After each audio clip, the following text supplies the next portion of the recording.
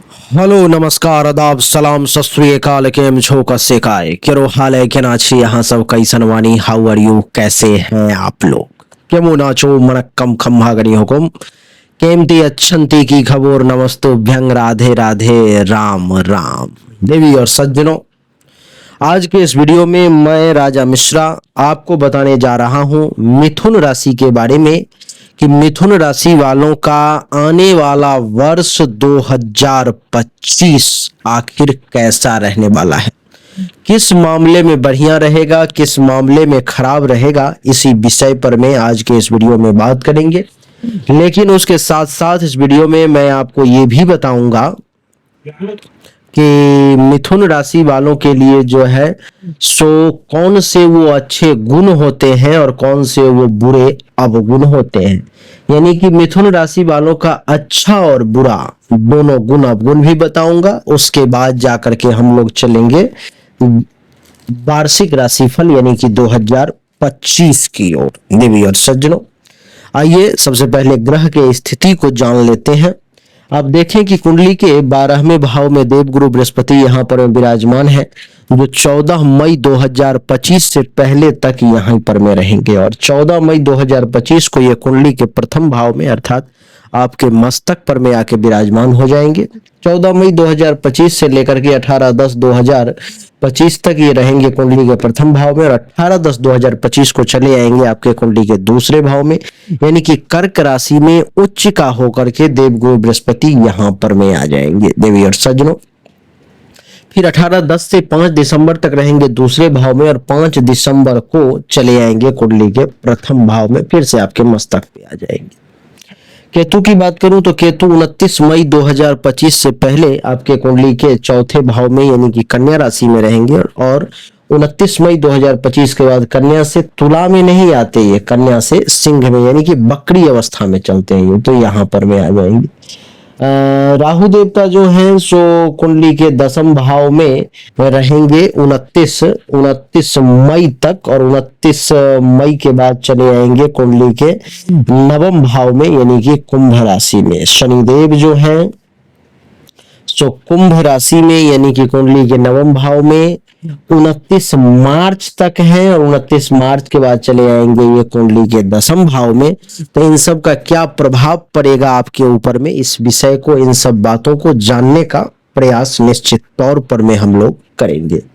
आइए देवी और सज्जनों, सबसे पहले आपके कुछ गुणों को जान लेते हैं, आपके बारे में कुछ जो अच्छी बातें हैं उसको सबसे पहले जानते हैं। सबसे पहला ये कि मिथुन राशि के लोग एक बहुत ही सभ्य और शरीफ व्यक्ति के तौर पर में जाने जाते हैं। एक जेंटलमैन, एक सज्जन आदमी जिसको कहा जा सकता है वो व्यक्ति मिथुन राशि का होता है। इनको आप बहुत ज्यादा किसी से लड़ाई झगड़ा वगैरह करते हुए नहीं देखोगे। मिथुन राशि वाले लोगों को बहुत ज्यादा लंद फंद में आप नहीं देखोगे, जो उसके चक्कर में वहां है, उसके चक्कर में वहां है, इधर की बात उधर कर दी, उधर की बात इधर कर दी, नहीं, इन सब फेरा में वो नहीं रहते हैं। मिथुन राशि वालों का सबसे पहला गुण है कि ये दुनिया में अगर कुछ शरीफ लोग हैं तो उसमें से एक मिथुन राशि का व्यक्ति भी निश्चित तौर पर में होगा। मिथुन राशि वालों का एक और गुण ये है देवी और सज्जनों कि मिथुन राशि के लोग मानसिक तौर पर में प्रतिभा के बहुत धनी होते हैं। मानसिक तौर पे बहुत मजबूत होते हैं, मेंटली स्ट्रांग होते हैं मिथुन राशि के लोग। मिथुन राशि लोग जो है सो बहुत जल्दी एंजाइटी में नहीं जाते, बहुत जल्दी परेशान नहीं होते। ये हाँ, परेशानी आती भी है तो आप पता नहीं लगा पाओगे जो ये मिथुन राशि का व्यक्ति है तो ये परेशान है, उसको देख करके आप ये कतई नहीं कह पाओगे। इतना ज्यादा चेहरे पर में वो भाव ही नहीं आपके सामने आने देगा। मिथुन राशि का व्यक्ति कूटनीति में बहुत माहिर होता है, विदेश नीति में बहुत माहिर होता है, किस व्यक्ति के साथ कैसा डील करना है उसमें बहुत माहिर होता है। अभी हमारे विदेश मंत्री जो हैं कूटनीति में बहुत माहिर है, हमारे भगवान श्री कृष्ण कूटनीति में बहुत माहिर थे, विदुर कूटनीति में बहुत माहिर थे, इत्यादि एक से एक, सुमंत कूटनीति में बहुत माहिर। तो एक से एक बढ़ करके कूटनीतिज्ञ हुए, उसमें से एक जो है मिथुन राशि का व्यक्ति भी होगा जो कूटनीति में बहुत माहिर होगा। किसके साथ कहां पर में कैसा रिश्ता अपनाया जाए, किसको किस शब्द का प्रयोग किया जाए, कौन साम से मानेगा, कौन दाम से, और कौन दंड और कौन भेद से, इस बात को मिथुन राशि के लोग भली भांति समझते हैं और जानते हैं। मिथुन राशि के अंदर हमेशा उत्साह होता है कुछ करने की, कुछ कर गुजरने की। काफी उत्साही प्रकृति के लोग होते हैं मिथुन राशि के। बहुत चतुर भी होते हैं, किस काम को कैसे करना है इस बात को वो भली भांति जानते हैं। और मिथुन राशि के लोगों में सबसे बढ़िया और जिंदा दिली की जो बात होती है, ये मजाकिया होते हैं। ये कितना भी भारी माहौल है, हंसी मजाक करके उसको हल्का कर देंगे, और हंसी मजाक में ही जो है ज्यादातर समय जो है ये बिताते हैं। और बहुमुखी प्रतिभा के धनी होते हैं, अनेक प्रकार के गुण जो है इनके अंदर होते हैं, अनेक प्रकार का टैलेंट, अनेक प्रकार की प्रतिभा जो है सो मिथुन राशि के अंदर देखने को मिलती है। कुछ अवगुण की अगर मैं बात करूं तो मिथुन राशि के लोग में जो है सो देवी और सज्जनों, दुविधा की स्थिति ज्यादा होती है। दुविधा की स्थिति अर्थात आपको जब मदद करना है तो मिथुन राशि वाला व्यक्ति मदद कर देगा। लोग आजकल खोजते भी ऐसे ही लोगों को है वैसे, लेकिन जब उसे खुद आपसे मदद लेने की जरूरत है तब वो बड़ा संकोच में रहेंगे कि अरे कहूं ना कहूं, कहीं बुरा मान जाए, मदद करेगा नहीं करेगा, कैसा लगेगा, बहुत खराब लगेगा मेरे को कहते हो। इस प्रकार की दुविधा की स्थिति में मिथुन राशि के लोग रहते हैं देवी और सज्जनों, और उस दुविधा से बाहर निकलना आपकी सबसे प्रायोरिटी होनी चाहिए, सबसे पहली जिम्मेदारी होनी चाहिए। तभी इस दुनिया में सही तरीके से आप लाभ ले पाओगे, नहीं तो आपको बहुत परेशानी होगी। मिथुन राशि के लोगों में दूसरा जो अवगुण होता है, ये थोड़े से आलसी प्रकृति के होते हैं। आज करे सो कल कर, कल करे सो परसों, इस प्रकार का भाव रखते हैं। यानी कि तुरंत करना है तो करना है, इस बात की इनमें कमी होती है। थोड़ा सा आलस्य जो है इनको विशेष घेरने की कोशिश करता है, तो आलस्य से बच करके इनको रहना चाहिए।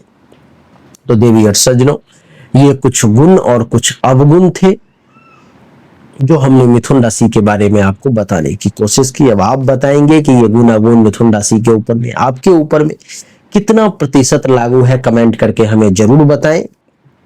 अच्छा लग रहा हो तो वीडियो को लाइक कर दें, आपका एक लाइक हमारे हौसला को कई गुना बढ़ा देता है। अब हम चलेंगे आगे की ओर कि 2025 का समय आपके लिए कैसा रहेगा। लेकिन अगर मिथुन राशि के व्यक्ति आप मानसिक तौर पे परेशान रहते हैं, धन संपत्ति की समस्या रहती है, पराक्रम में कमी रहती है, आपका सुख के साधनों में जमीन मकान गाड़ी इन सब में परेशानी आ रही है, विद्या बुद्धि का सही प्रयोग करके उचित लाभ नहीं ले पा रहे, दुश्मनों के द्वारा परेशानी है, चिंता रहती है, जीवन साथी के साथ जो है संबंध अच्छे नहीं रहते, अथवा विवाह ही नहीं हो रहा है, काम में रुकावट बाधाएं आ रही है, भाग्य का साथ नहीं मिल पा रहा है, मान सम्मान में कमी रहती है, लाभ नहीं मिलता है, आमदनी कम हो रही है और धन हानि ज्यादा हो रही है। अगर ऐसी समस्याओं से आप जूझ रहे हो तो आपको जरूरत है इस ओनिक्स की। ये रत्न है जिसका नाम है ओनिक्स। इस ओनिक्स को आपको धारण करना चाहिए। ये बहुत लाख लीख की नहीं है, ये मात्र 5,000 रुपए में मैं आपको उपलब्ध करवा दूंगा। इसको जब आप धारण करेंगे आप देखेंगे कि 2-3 महीने के अंदर में आपकी ज्यादातर परेशानी जो है सो अपने आप सॉर्ट आउट होती चली जा रही है, अपने आप ठीक होती चली जा रही है। और इसको फिर 2 साल के बाद आप धारण कर लेंगे। ये 5,000 रुपया का रत्न आपको 5 लाख ला करके देगा। फिर 2 साल के बाद जब धारण कर लेंगे, हर 2 साल के बाद इसको बदलते रहेंगे, जीवन में चकाचक की स्थिति रहेगी। चाहिए तो सामने दिए गए व्हाट्सएप नंबर पर में आप मैसेज करेंगे, आपको ये रत्न मिल जाएगा। आइए अब हम अपने, ये तो आपके काम की बात हुई, अब थोड़ा मैं अपने काम की बात कर लूं कि आपके लिए ये समय कैसा रहेगा आने वाला साल 2025। सबसे पहले चर्चा देवगुरु से ही प्रारंभ करेंगे। देवी और सज्जनों, देवगुरु बृहस्पति आपके कुंडली के 12वें भाव में विराजमान है, जो 14 मई 2025 से पहले कुंडली के 12वें भाव में ही रहेंगे। कुंडली के 12वें भाव में देवगुरु बृहस्पति के रहने के कारण आपका पैसा जो है सो खर्च होगा 14 मई 2025 से पहले अच्छे अच्छे कामों में, धर्म के काम में, तीर्थ यात्रा के काम में, लोगों की मदद करने के काम में, किसी न किसी रूप से वो पैसा बढ़िया चीज में जो है सो आपका खर्च होगा। नींद वगैरह अच्छी आएगी।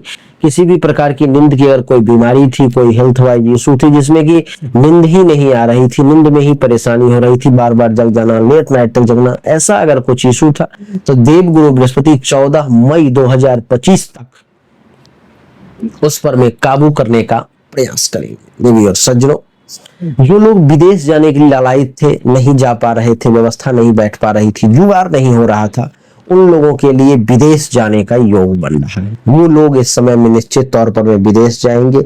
आपके विदेश जाने का समय अब आ गया है, आप विदेश जरूर जाएंगे। देवी और सज्जनों, आपकी जानकारी के लिए बता दूं कि आप 14 मई 2025 से पहले जरूर प्रयास करें, पूरा अपना कहते हैं ना तन मन धन से लग जाना, आप तन मन धन से लग जाएं, प्रभु कृपा आप पर में जरूर होगी।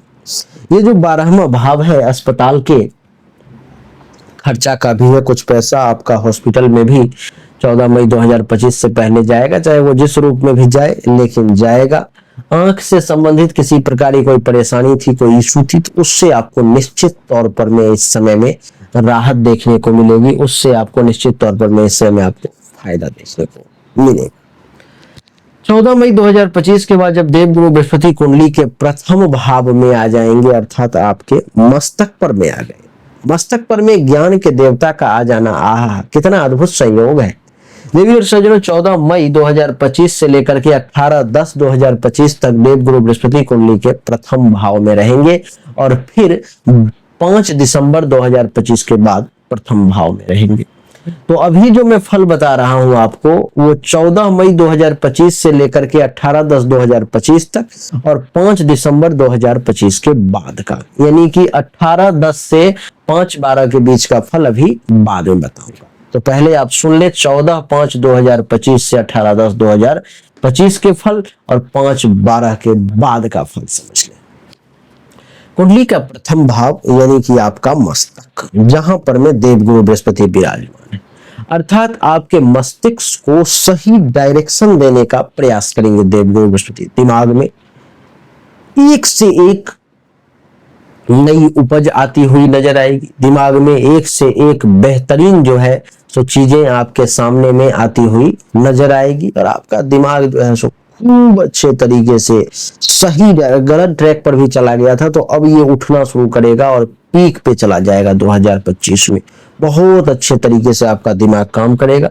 पहला भाव आपके शरीर का है, शारीरिक तौर पर में किसी प्रकार की कोई इशू अगर परेशानी है, हेल्थ वाइज परेशानी है, तो उससे भी आपको राहत देखने को मिलेगी। हेल्थ वाइज परेशानी जो है आपको ठीक होने लगेगी, तबीयत आपका अच्छा होने लगेगा, हॉस्पिटल के खर्चे बंद होने लगेंगे और आप अपने आप में शारीरिक तौर पर में एक मजबूत इंसान की तरह बिहेव करेंगे, एक मजबूती के साथ जो है सो सामने आने लगेंगे। देवी और सज्जनों, आपकी जानकारी के लिए बता दूं कि प्रथम भाव आपके कुंडली का आपका रंग रूप का भी होता है। आपका चेहरा कैसा होगा, अच्छा किस समय में आपके चेहरे पे लाइट आएगी जो चमकदार हो जाएगा, किस समय आपका चेहरा फीका पड़ जाएगा, इसको जानने के लिए भी प्रथम भाव के ही जांच किए जाते हैं।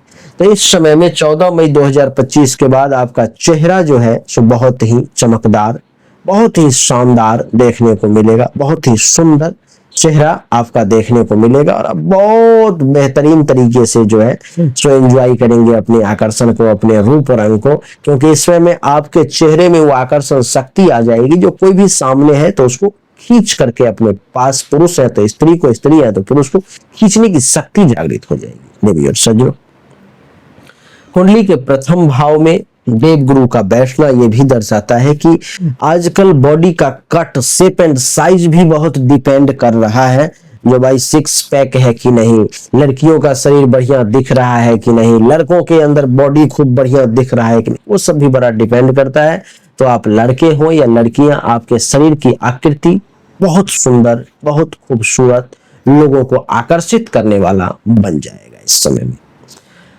प्रथम भाव में देवगुरु का बैठना, पहला भाव आपके ज्ञान का भी होता है, तो आप ये अनुभव करेंगे कि आपके ज्ञान में भी वृद्धि के योग दिखाई दे रहे हैं। आप काफी ज्ञानवान व्यक्ति के तौर पर में जाने जाएंगे, आपके ज्ञान में खूब वृद्धि होगी। आपका ज्ञान जो है इस समय में किताबों को पढ़ के, लेक्चर को सुन करके, अच्छे अच्छे लोगों की बातों को जान करके आपका ज्ञान एक चरम पे चला जाएगा, बहुत बढ़ जाएगा, बहुत हाईली एजुकेटेड ज्ञानी व्यक्ति के तौर पे आप जाने जाएंगे।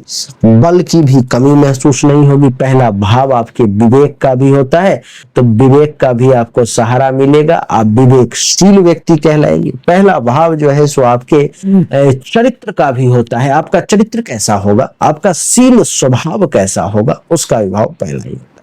तो इस मामले में भी आपका समय बढ़िया रहेगा, क्योंकि इस समय में आप अपने चरित्र को गिरने नहीं देंगे, चाहे कितना भी आकर्षक आपका रूप रंग क्यों न हो जाए। शील स्वभाव को बचा करके रखने की कोशिश करेंगे देवी और सज्जनों।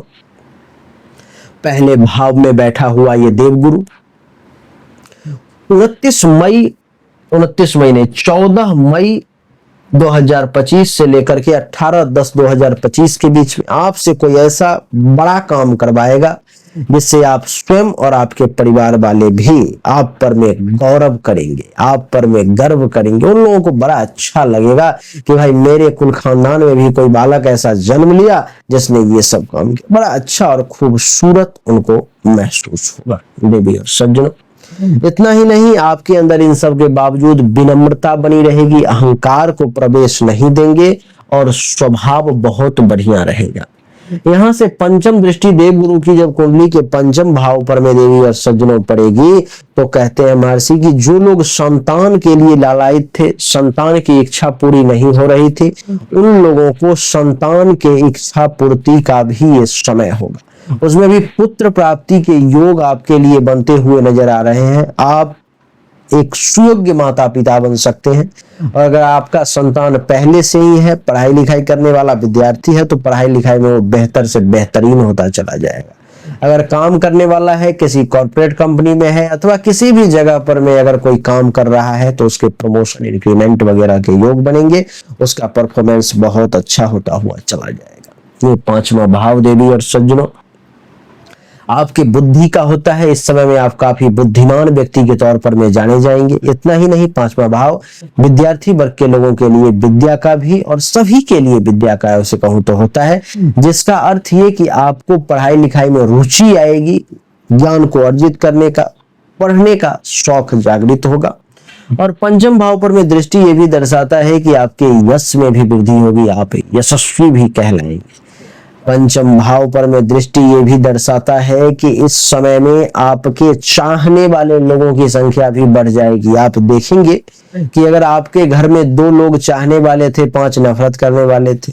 आपके ग्रुप में 2 लोग चाहने वाले थे, 10 लोग नफरत करने वाले थे। इस समय में उनकी संख्या बढ़ती जाएगी और नफरत करने वालों की संख्या कम होती चली जाएगी। ये पांचवा भाव धर्म का भी होता है और मंगल कार्य का भी होता है देवी और सज्जनों। तो इस समय में आप ये अनुभव करेंगे कि धर्म के क्षेत्र में आपको कमाल करने का अवसर मिलेगा। धर्म के क्षेत्र में आप बहुत बढ़िया काम करेंगे। इतना ही नहीं, धर्म के क्षेत्र में ही नहीं, मंगल कार्य करने का भी अवसर मिलेगा। अच्छे से अच्छे काम भी करेंगे। ननिहाल से कुछ लाभ लेना चाह रहे थे, तो ये समय वहां से भी लाभ लेने का है, आपको वहां से भी लाभ मिल जाएगा। छाती हृदय के निचले भाग से संबंधित अगर किसी प्रकार की कोई इशू थी, परेशानी थी, तो उससे भी राहत देखने को मिलेगी। सप्तम दृष्टि इसकी सप्तम भाव पर में, 7वें भाव पर में जिसका विवाह नहीं हुआ है उसके विवाह के योग बनेंगे, क्योंकि 7वां भाव जीवन साथी के सुख का होता है। जिसका विवाह नहीं हुआ है उसको विवाह के योग बनेंगे। काम और वासना की पूर्ति भी होगी, काम और वासना की पूर्ति भी होगी। अगर आप किसी प्रकार का कोई काम धंधा दैनिक रोजगार व्यवसाय के क्षेत्र में कर रहे हैं, तो उस मामले में भी जो है सो आपके लिए ये समय बहुत ही अच्छा रहेगा देवी और सज्जनों। आपकी जानकारी के लिए बता दूं कि वैवाहिक जीवन में अगर किसी प्रकार का कोई परेशानी चल रहा है, तो 14 मई 2025 से लेकर के 18/10/2025 के बीच में वो परेशानी दूर हो जाएगी, ठीक हो जाएगी। दुश्मनों पर में विजय हासिल करेंगे और पार्टनरशिप भी आपका बढ़िया चलेगा। हर मामले में देवगुरु का प्रभाव आपके लिए 14/5/2025 से लेकर के 18/10/2025 के बीच में अच्छा ही देख रहा हूं। 18/10/2025 से 5/12/2025 तक देवगुरु बृहस्पति कुंडली के द्वितीय भाव में कर्क राशि में उच्च के होने जा रहे हैं। जब उच्च के होने जा रहे हैं देवी और सज्जनों, तो उच्च का कोई भी ग्रह हो, पापी से पापी ग्रह भी हो, वो भी अच्छा ही फल देता है। और ये तो देव गुरु है, शुभ ग्रह है। तो देव गुरु बृहस्पति का द्वितीय भाव में उच्च का होना अर्थात दूसरा भाव आपके धन धान्य संपत्ति का होता है। ये आपके धन धान्य संपत्ति को बढ़ाने की कोशिश करेंगे। इनका ये प्रयास रहेगा कि आपके पास में अपार दौलत आ जाए, आपके पास में इतना पैसा आ जाए कि आप संभाल नहीं पाओ, इतना पैसा आपको देने का प्रयास करेंगे। आपकी जानकारी के लिए बता दूं कि ये दूसरा भाव आपके कुटुंब का भी होता है। आपको कुटुंब से भी जो है सो लाभ मिलेगा, कुटुंब से भी आपको लाभ मिलेगा अर्थात आपके परिवार के लोगों से, रिश्तेदारों से भी लाभ के योग हैं। और आपकी जानकारी के लिए बता दूं कि वाणी में अगर किसी प्रकार का कोई परेशानी है, इशू है, कुछ तीखा करवा बोल देते थे, अब संभल जाएंगे। बड़े मीठे शब्द का, बड़े आकर्षक शब्द का प्रयोग करेंगे, बड़े से बड़े लोग भी आपकी वाणी में आ जाएंगे। सत्य बोलने का प्रयास करेंगे, जरूरत पड़ा तो झूठ भी बोल लेंगे, दोनों सत्य असत्य दोनों का सहारा लेंगे।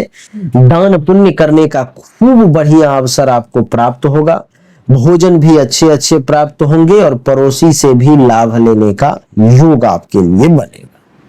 तो देवगुरु बृहस्पति का प्रभाव बढ़िया है। अब शनि की बात कर लेते हैं देवी और सज्जनों।